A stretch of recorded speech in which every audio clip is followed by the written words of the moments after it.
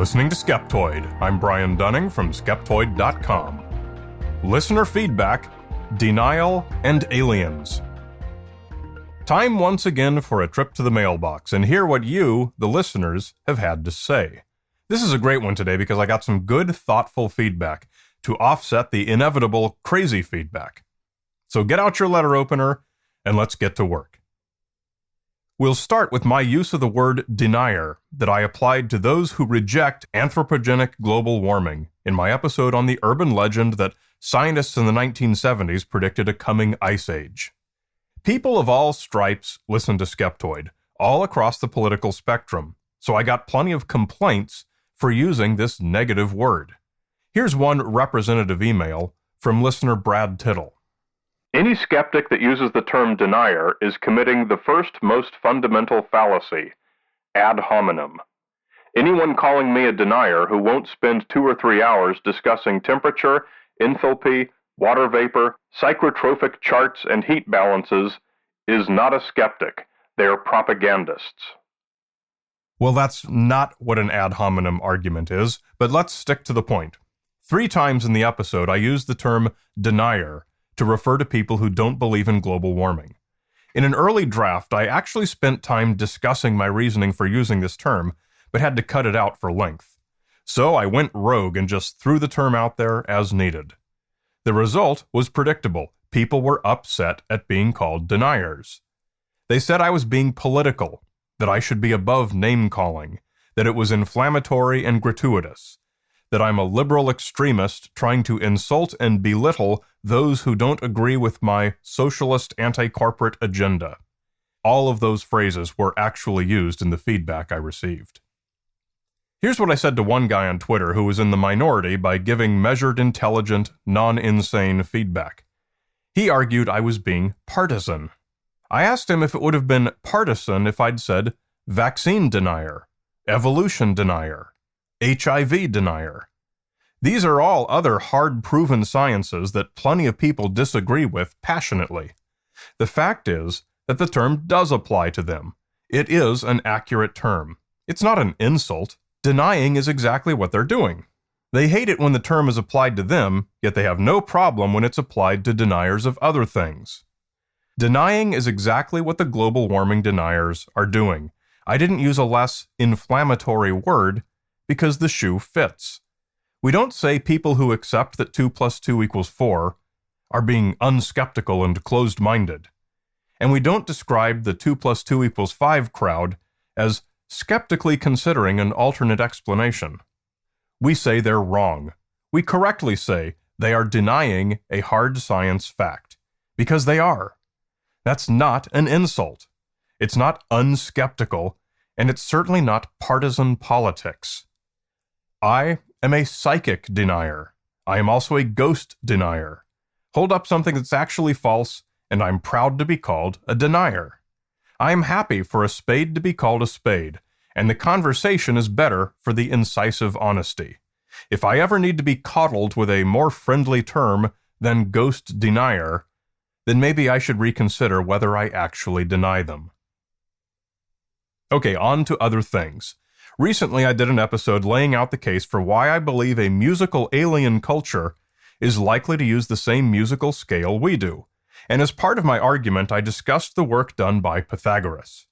Well, I got an onslaught of emails from music theorists, all attacking and disassembling the credit I gave to Pythagoras. So I went back to one of my main sources for the episode, Professor Robert Greenberg. You may know him from the 26 different courses he's created for the Great Courses. Bob came to my rescue thus. Freaking academics.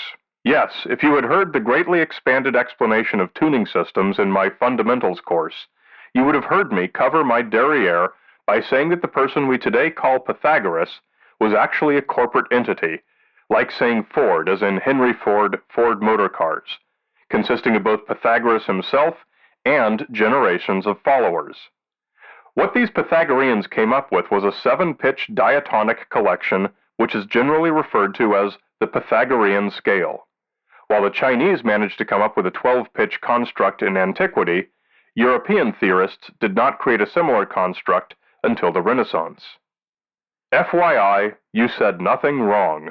The historical Pythagoras is credited with all sorts of things his followers came up with, in the same way that Steve Jobs is credited with having created the iPhone.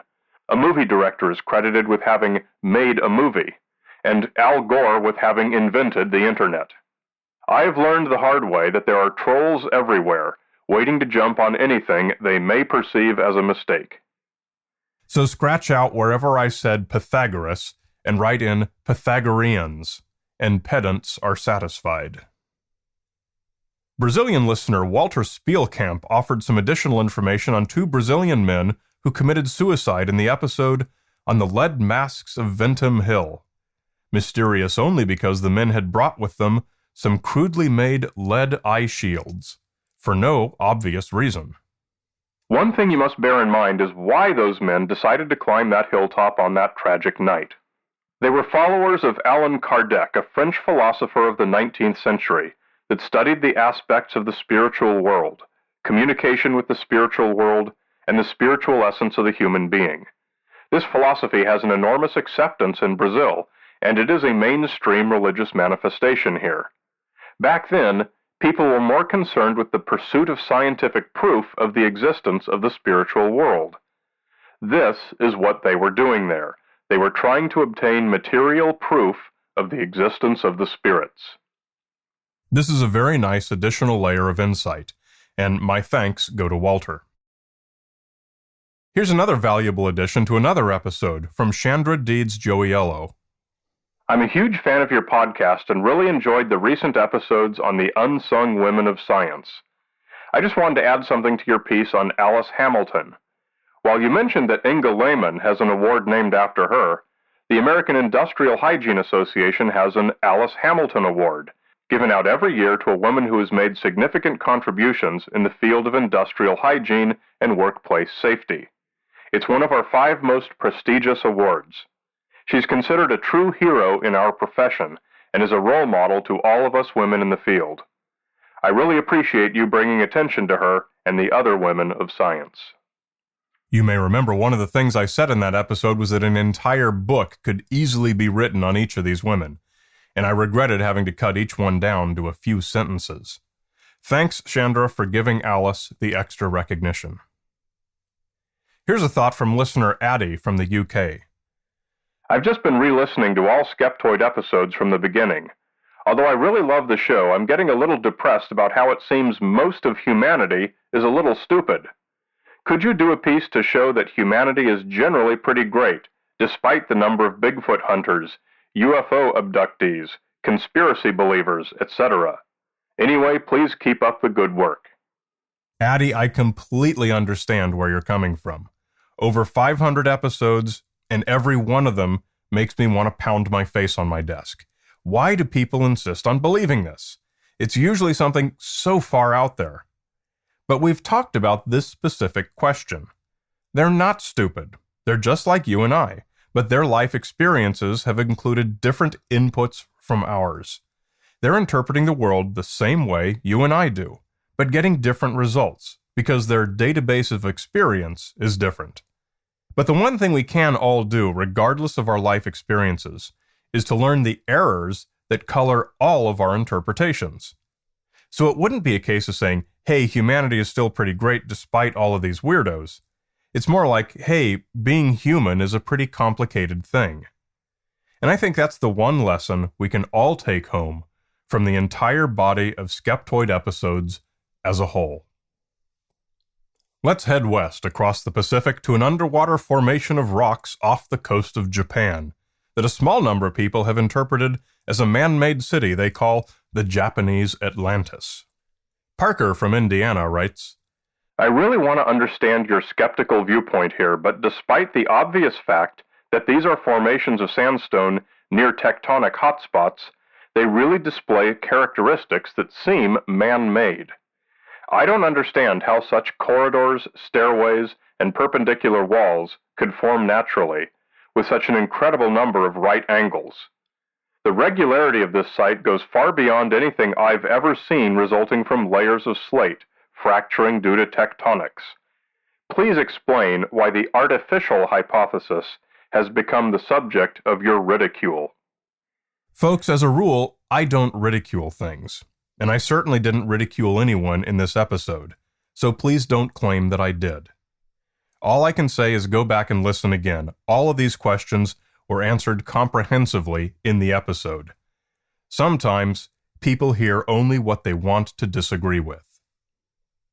As a nod to Skeptoid's long and honorable history, I'll include one piece of old-style feedback. This comes from Steve Crushell, who runs a wildlife center in Alaska, but unfortunately is also voraciously hostile to science. He's best known for his feature documentaries, The Gerson Miracle, Dying to Have Known, The Beautiful Truth, The Grounded, and Heal for Free, all of which are wholesale infomercials for worthless alternative cancer therapies. I appeared as a token skeptic in one of those films, and as his thanks, he periodically emails me insults out of the blue. Recently, I got, "Aha! I see you are still up to your same old tricks, Mr. Dunning. Carry on. You make the world a more confusing and disharmonized place with your own brand of disinformation and half-truths. Wishing you lots of bad luck, Steve Crushell." So that's the beautiful truth from someone dedicated to natural healing. And here is his philosophy as presented in a PBS Digital Studios promotion for his films. I think the future rests in one word: love. Love you too, Steve. If you have feedback on any Skeptoid episode, email me directly, brian@skeptoid.com. If you want to record your feedback yourself, I'm happy to use your voice file. Just use the voice memo on your phone and email it to me. Or just write me a regular email and I'll record it just as I do in this episode. Love to hear your thoughts, love to engage with you. Let's keep it rolling. You're listening to Skeptoid, a listener-supported program. I'm Brian Dunning from Skeptoid.com.